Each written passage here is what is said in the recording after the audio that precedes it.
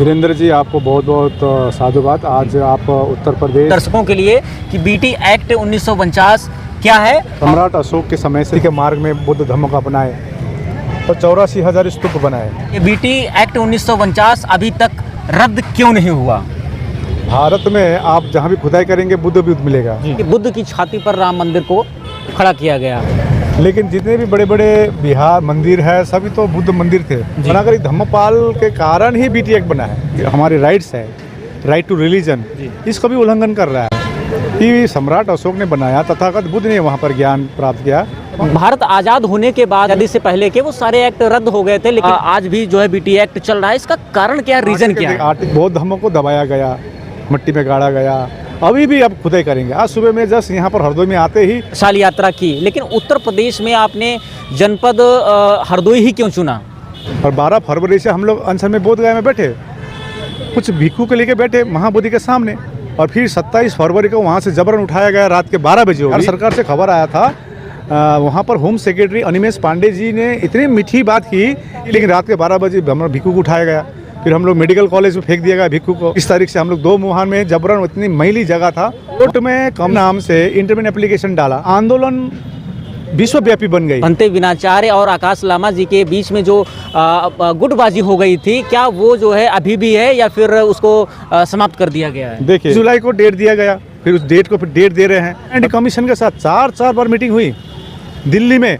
बोध गया में नेशनल माइंड कमीशन के चेयरमैन आए, उन्होंने तो कहा, एक शब्द का खराब लगता है, बोल नहीं सकता मैं, मतलब अभद्र भाषा का जो है अभद्र वहाँ पर कब्जा कर रखे हैं। क्या लगता है इसके पीछे आरएसएस का हाथ हो सकता है, मनवादियों का हाथ? प्रधानमंत्री विदेश जाके कहते हैं कि मैं बुद्ध के देश से आया हूँ।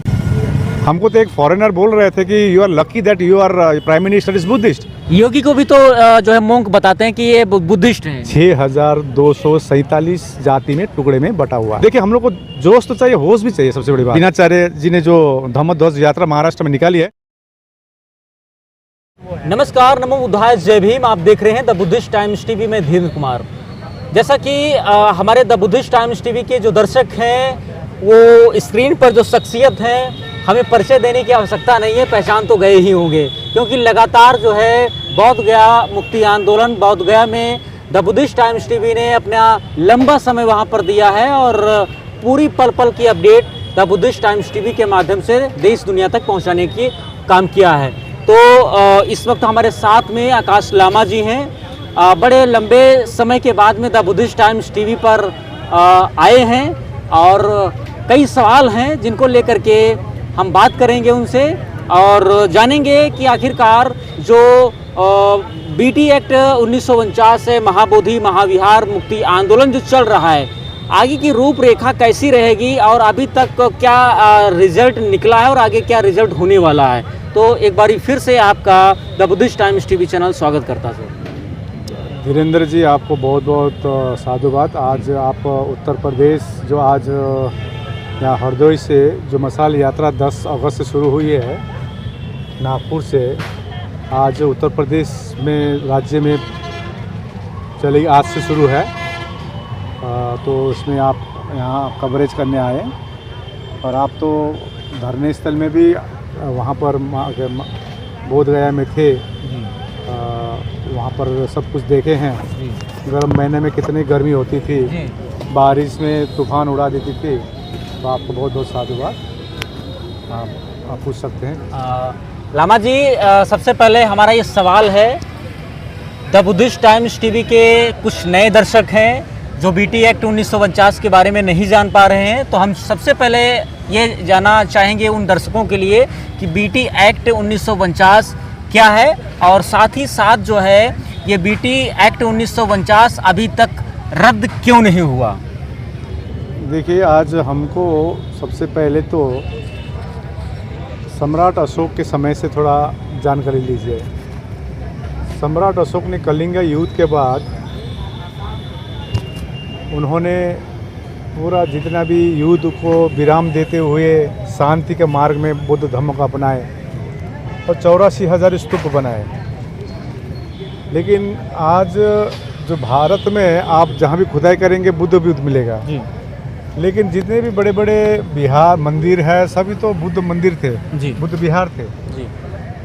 तो एक बचा हुआ महाबोधि महाविहार जो बौद्धों का सबसे पवित्र जगह है बोध गया, वहाँ पर हमको धन्यवाद देना पड़ेगा अनागारी धम्मपाल को। पिछली साल भी पटना में हम लोग ने अनागारी धम्मपाल की जयंती मनाए थे। 530 मेमोरेंडम मुख्यमंत्री को दिए थे, 40,000 सिग्नेचर दिए थे पिछली साल। इस बार भी अनागारी धम्मपाल का जन्म जयंती हम लोग नागपुर में 17 सितंबर में संविधान चौक में मना रहे हैं। प्लस ये बीटी एक्ट 1949 को निरस्त करने के लिए ही बनाया गया। तो अनागारी धम्मपाल के कारण ही बीटी एक्ट बना है। और ये बोध गया टेम्पल एक्ट 1949 के आधार पर महाबोधि महाविहार में टोटल 9 मेंबर रहेगी। 9 मेंबर में सिर्फ 4 बौद्ध रहेंगे, 4 अन्य धर्म के, और डीएम रहेगी चेयरमैन, वो भी अन्य धर्म के रहते हैं। तो 5:4। तो कोई भी धार्मिक स्थल हो वहाँ पर तो वही धर्म के लोग ही संचालन कमेटी में रहते हैं। और आर्टिकल संविधानी हम लोग को ये भी हमारे राइट्स है, राइट टू रिलीजन, इसका भी उल्लंघन कर रहा है कि सम्राट अशोक ने बनाया, तथागत बुद्ध ने वहाँ पर ज्ञान प्राप्त किया, वहाँ पर सिर्फ 4 बौद्ध है। तो हमारी मांग है कि पूरी कमेटी में बौद्ध हो। और बीटी एक्ट 1949 जिसमें लिखा है, आप गूगल में चेक कीजिए, इतने अन्यपूर्ण कानून वो बौद्धों के लिए बना ही नहीं है। मतलब ये ऐसा एक्ट है, आपको बता दें कि भारत आज़ाद होने के बाद में जितने जो है एक्ट, जो पुराने एक्ट थे आज़ादी से पहले के, वो सारे एक्ट रद्द हो गए थे। लेकिन ये बीटी एक्ट एकमात्र ऐसा एक्ट है जो अभी भी चल रहा है, जो संविधानिक उल्लंघन है। और फिर भी उसके बावजूद भी आज भी जो है बीटी एक्ट चल रहा है। इसका कारण क्या, रीज़न क्या है? आर्टिकल 13 क्लियरली कहता है कोई भी कानून 26 जनवरी 1950 से पूर्व कानून शून्य होती है। तो ये कानून क्यों चली आ रही है?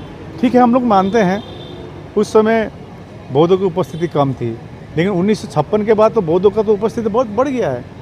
कालांतर में बौद्ध धम्म ही भारत के धम्म है, भारत से उत्पन्न हुई धम्म है। आज बिहार में हम जब गए 3 साल पहले, विदेशी धर्म के नाम पर बौद्ध धर्म को बोला जाता है, वेरे सबसे ओरिजिनल धर्म तो बौद्ध धर्म है। बौद्ध धर्म जी। तो इसको इतिहास में हम लोग जानते हैं अब सब कुछ। तो इसमें बौद्ध धर्म को दबाया गया, मिट्टी में गाड़ा गया। अभी भी अब खुदाई करेंगे। आज सुबह में जस्ट यहाँ पर हरदोई में आते ही, यहाँ पर उत्तर प्रदेश में एक गांव का नाम आया है, एक क्या ज़िले में आते हैं, वहाँ पर 30 फुट का बुद्ध मिला है। कल मैं झारखंड में था, क्योंकि मसाल यात्रा झारखंड में शुरू हुआ। आपका ये देवगढ़ में एक जगह गया, बुद्ध पहाड़ में, वहाँ पर बुद्ध की मूर्ति मिली। तो भारत में जहाँ भी खुदाई करके बुद्ध है, लेकिन बौद्ध कभी भी अपना मांग ऊंची आवाज़ में नहीं रखी है, सड़क में नहीं उतरी है। लेकिन अनागारी धम्मपाल ने 1891 में ये महाबोधि महाविहार को मुक्त कराने के लिए बहुत कोशिश किया। ये अंत में ये बीटी एक्ट बना। उसके बाद फिर 1991 में भंते सुरेशिसाई ने आंदोलन शुरू की, बहुत चरम आंदोलन हुई थी। उसके आधार पर बुद्धिस्ट सेक्रेटरी रखा गया, कम से कम जी। सेक्रेटरी पहले बुद्धिस्ट नहीं हुआ करता था। तो उनके कारण ये 4 में से एक बुद्धिस्ट सेक्रेटरी रखा गया। भंते सुरेशिसाई ने 2012 में रिट पिटीशन फाइल की।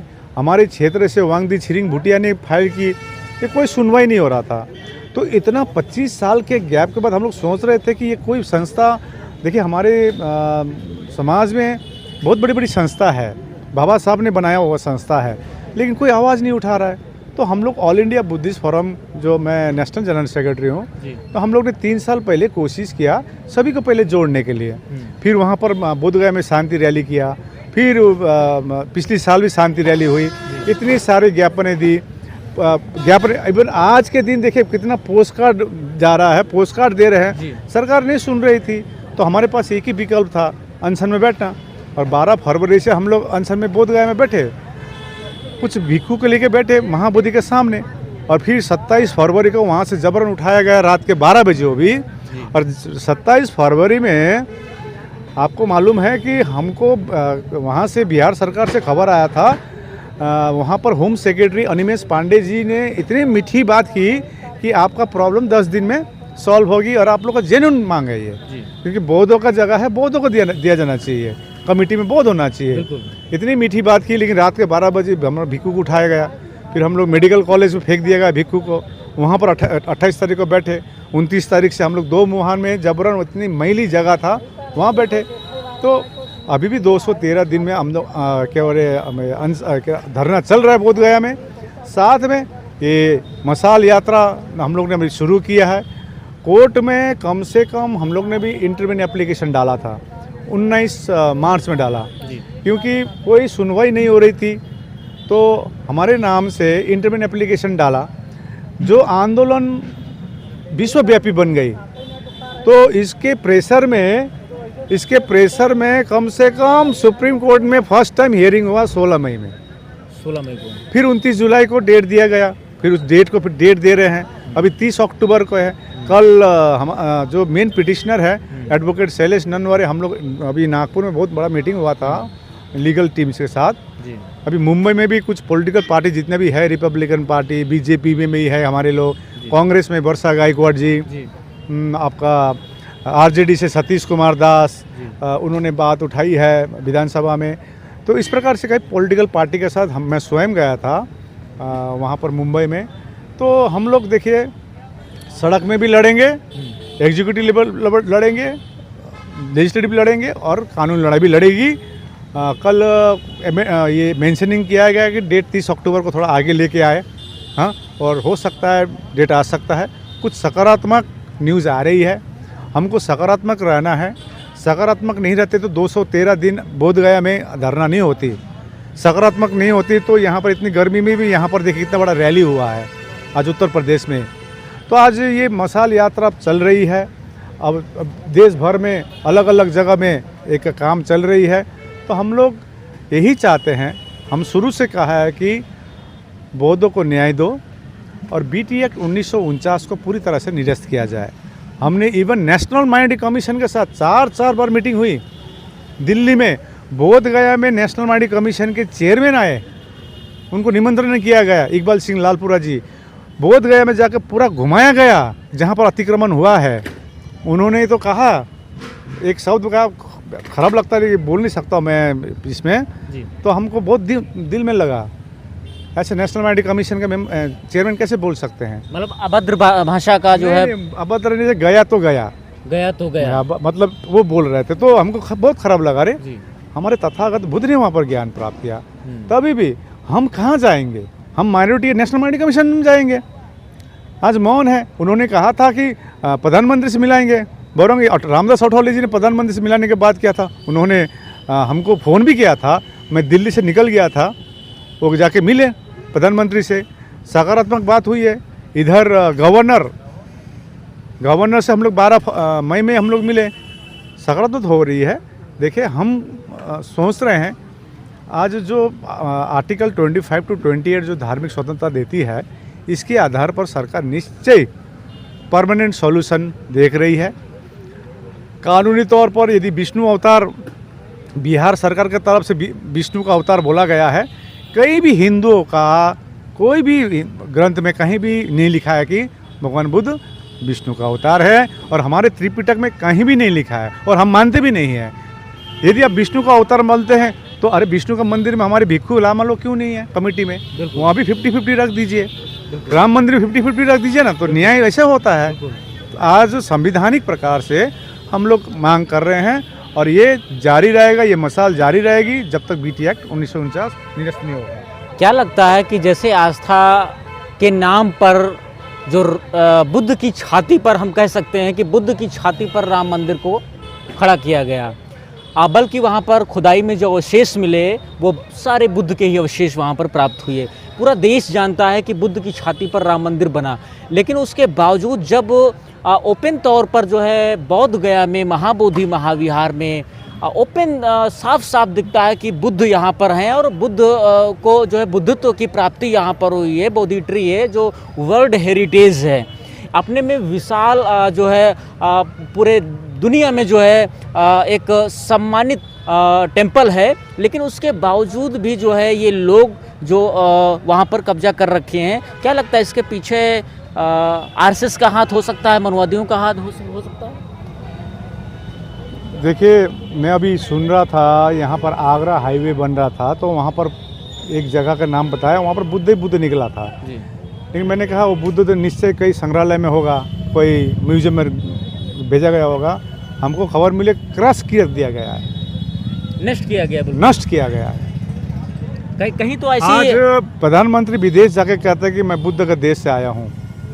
हमको तो एक फॉरेनर बोल रहे थे कि you are lucky that you are prime minister is Buddhist. हमको तो गर्व है, your Indian prime minister Buddhist. हमने बोला he is not Buddhist, he is pretend to be a Buddhist. Yogi को भी तो जो है मोंक बताते हैं कि ये बुद्धिस्ट हैं। देखिए, हमारा कहना सिंपल है, भारत बौद्ध का देश है। सोने की चिड़िया तभी थी सम्राट अशोक के समय में, जहाँ पर जात पात कुछ नहीं थी, सब समान थे, सब भाईचारा में थे, सब विकसित थे। लेकिन आप जानते हैं, ये मैं डायरेक्टली कुछ किसी को नहीं बोलता था। 2-3 महीने इतना लांछन लगाने के बाद भी मैं चुप रहा, क्योंकि हम किसी धर्म के खिलाफ में नहीं है, किसी जाति के खिलाफ में नहीं है। आज हमारे लोगों को अपना इतिहास समझना पड़ेगा।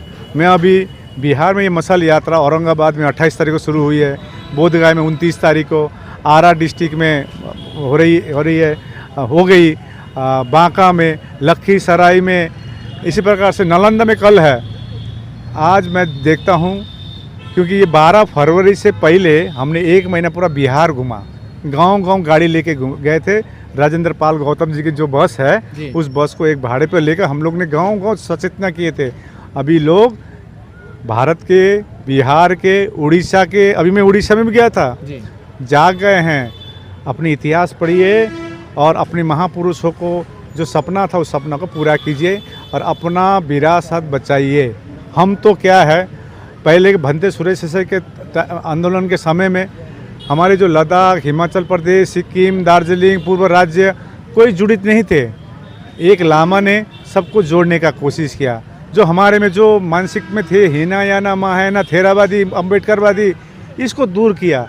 हम बौद्ध होकर लड़ने के लिए हमने एक ब्रिज के रूप में काम किया है।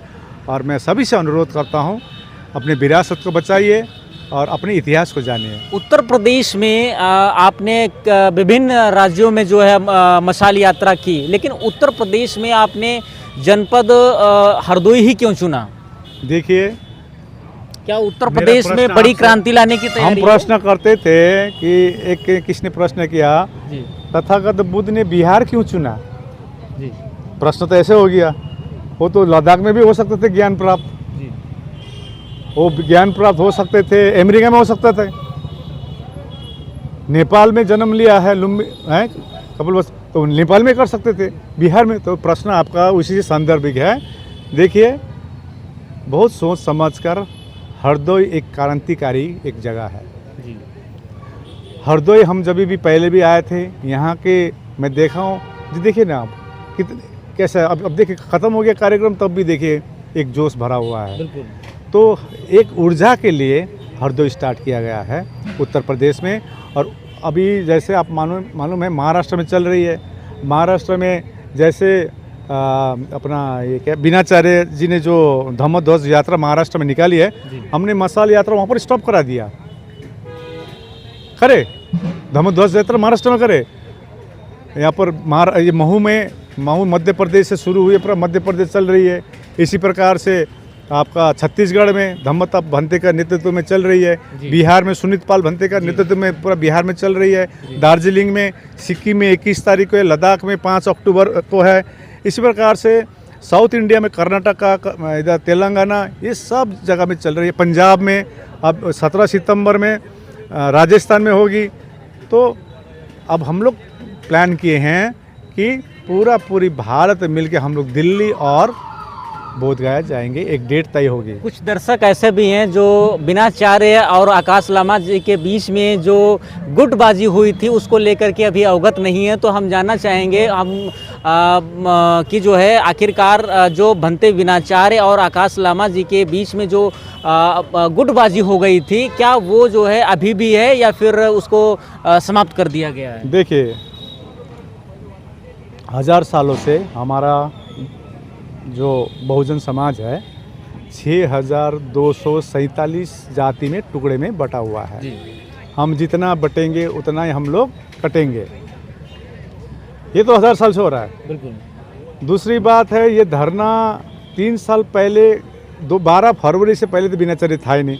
बीनाचार्य जी तो मेरे ख्याल में फरवरी 27 तारीख को आया था एक दिन के लिए, उसके बाद फिर मार्च में दिखाई दी थी, है कि नहीं? तो हमारा कहना कि किसी के दिमाग में क्यों नहीं आई ये बात? तो हमने शुरू से ही एक प्रिंसिपल बनाया था, एक तो संवैधानिक प्रकार से हम लोग लड़ेंगे। धरने स्थल में जो भी करना धरने स्थल के अंदर में हमने बोला था, बाहर नहीं, कोई हीरोगिरी बाहर नहीं देना। देखिए हम लोग को जोश तो चाहिए, होश भी चाहिए, सबसे बड़ी बात है। क्योंकि हम लोग संवैधानिक मांग कर रहे हैं, हम लोग शांतिपूर्वक मांग करेंगे, हम सत्य के में जीत हम लोग सोचेंगे। तो हमने पहले से उनको बोला था, लेकिन वो कभी धरने में बैठते नहीं थे।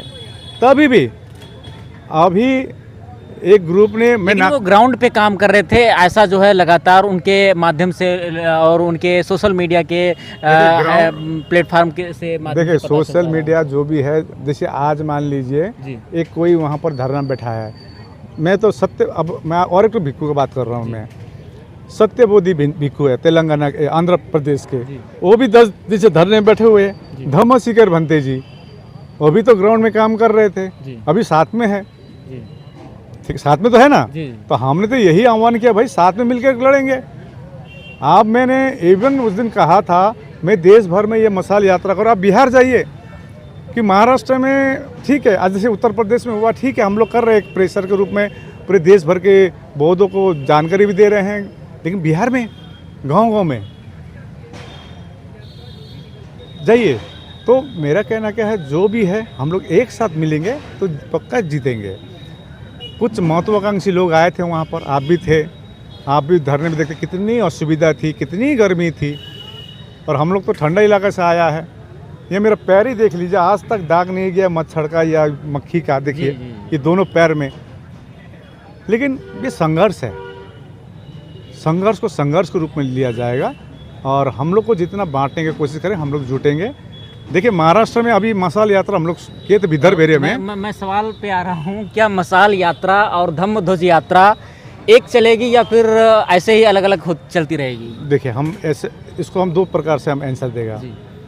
एक है क्या है, ये आंदोलन किसी एक व्यक्ति का नहीं है, बिल्कुल कोई एक संगठन का नहीं है, लेकिन जो भी कार्य करे एक समन्वय में करे, कोऑर्डिनेशन में करे, ठीक है ना। आपका घर में 3 भाई है, 3 परिवार चलाने के लिए 3 भाई का एक रोल होता है, सोच अपना अपना होता है, लेकिन लक्ष्य तो एक होता था। तो लक्ष्य तो BT एक्ट 1949 को निरस्त करना, that is important, isn't it? तो सभी करे, लेकिन आपने कभी मेरे मुंह से किसी के बारे में नेगेटिव सुना है? आप बताइए मेरे को। मेरे हमारे बारे में इतना बोला गया है, कितनी सभा में बोला गया है, लेकिन हमने कभी किसी को जवाब नहीं दिया। क्यों? क्योंकि सत्य एक दिन निकलेगी, सत्य निकलेगी। क्योंकि हमने जब प्रण किया था, एक ही प्रण करके निकला था, या तो महाबोधि मुक्ति होगा या तो मेरा लाश जाएगा। और मैं और एक चीज़ बता रहा हूँ, हम लोग हिमालयन बुद्धिस्ट में सेक्ट होता है, निंगमा सेक्ट, जैसे निंगमा मोनेस्ट्री है ना बोध गया में, निंगमा सेक्ट, गेलुक्पा सेक्ट होता है, साक्य सेक्ट होता है। ये सेक्ट में जैसे दलाई लामा जी, हिज होलीनेस दलाई लामा जी गेलुक्पा है, जो शादीशुदा नहीं करते हैं, गृहस्थ जीवन नहीं होती है, उनके परिवार नहीं बढ़ाते हैं।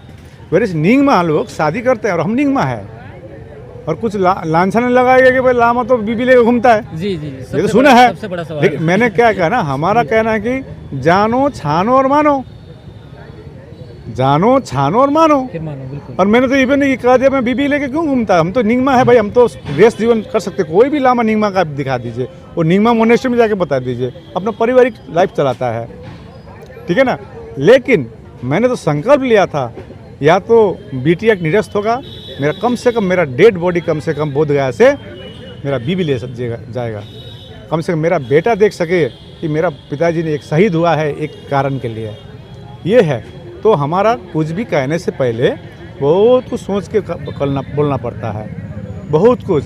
लांछना तो क्या है, आप किसी को लांछना लगा सकते हैं, मैं धीरेन्द्र को लांछना लगा सकता हूँ, लेकिन 3 उंगली तो अपने पर आता है ना। लामा क्यों चुप है, मैं किसी के बारे में क्यों बोलूं? क्योंकि इससे हमारी, जैसे आपके बारे में कुछ मैं गलत बोलूँगा तो बदनामी आपकी नहीं, हमारी धम्म की होगी। मज़ा लेंगे कौन? बिल्कुल, कौन मज़ा लेंगे? मैं कुछ नाम ले लेता हूँ, मज़ा कौन लेंगे? आज तो देख रहे भाई, हम क्यों छोटा होकर क्यों मैं गया नागपुर में, हम तो सब हमने शुरू किया है, हमारे पास आए, वो ईगो हम नहीं पालते हैं। बीनाचार्य लोग तो अभी मार्च महीने में आया है। ये 3 साल से कहाँ थे इन लोग? जो भी दिखा रहा है कहाँ थे, कहाँ पर? क्योंकि हम लोग पिछले साल भी नेशनल माइनॉरिटी कमीशन के पास इतने देश भर मीटिंग की, तो हम तो वो ईगो पाल सकते थे। लेकिन सरकार को क्लियर मैसेज जाना चाहिए कि बौद्ध अब अन्याय नहीं सहेगी। बीटी एक्ट 1949 को निरस्त करने के लिए हम लोग निरस्त करके ही रहेंगे। धन्यवाद, मेरे को लखनऊ जाना है। जी थैंक जी यू।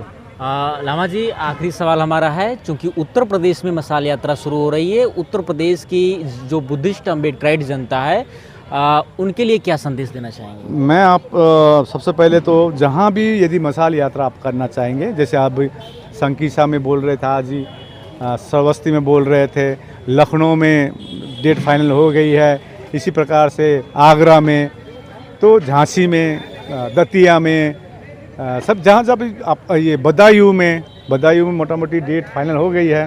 तो जो भी जहाँ करना चाहेंगे, यहाँ पर श्रद्धा मित्र भंती जी है जिसको प्रभारी बनाया गया है, उनका नंबर है, मैं बोल देता हूँ आपके चैनल में, श्रद्धा मित्र भंते का 9793977798 9793977798। उनसे संपर्क करें और संपर्क करके एक डेट फाइनल करें। मैं तो आज शुरुआत करा दिया हूँ और ये चलेगी।